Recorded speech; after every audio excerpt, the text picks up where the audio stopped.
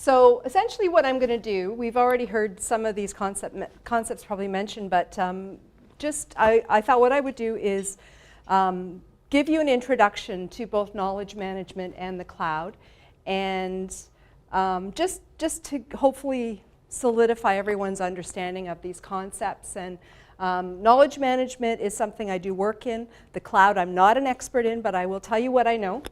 And feel free to ask questions as we go along. I think we've got a bit of time. And I only have really a few slides, so let's just jump right in.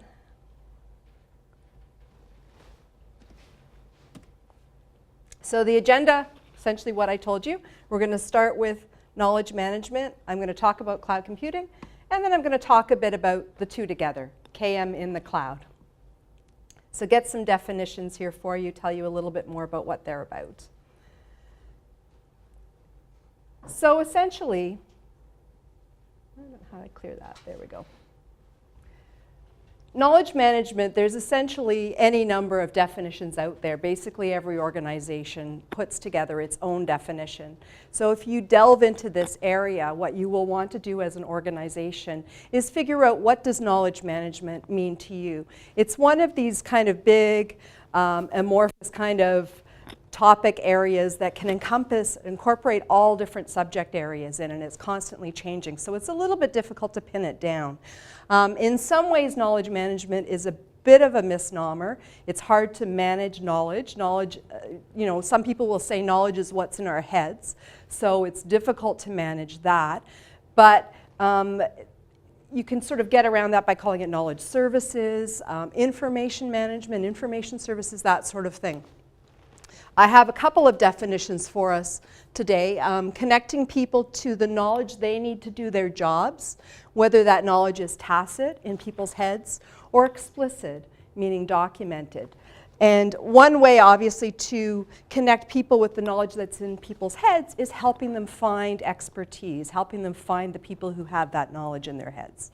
Another way is one area that we focus in the legal field on is the explicit or documented knowledge. So things like precedents, letters, facta, that sort of thing is a big focus in the legal area, and there's a bit less of a focus on the tacit area. But you'll see that we do get into that a fair bit still.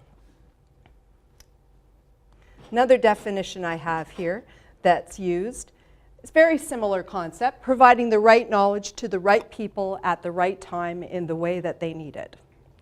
So whatever systems we build, whatever philosophy we have on how we organize ourselves, whatever sort of business model we have, it's getting to that, allowing people to have the right information that they need when they need it. And I've been bandying these two terms around interchangeably, information and knowledge, because in the legal field it is so focused on documented knowledge, but they really are two different concepts. Depends on who you talk to. They are obviously related concepts. There's a whole area of information management, so things like organizing information, putting together a classification or a taxonomy system to go with it, putting together what they call information architecture, sort of the hardcore digging into the terms and phrases that fit around and getting it all organized. The knowledge management is related to that, but it is a little broader. It's more the idea of how do you transfer knowledge from one head to another, one person to another.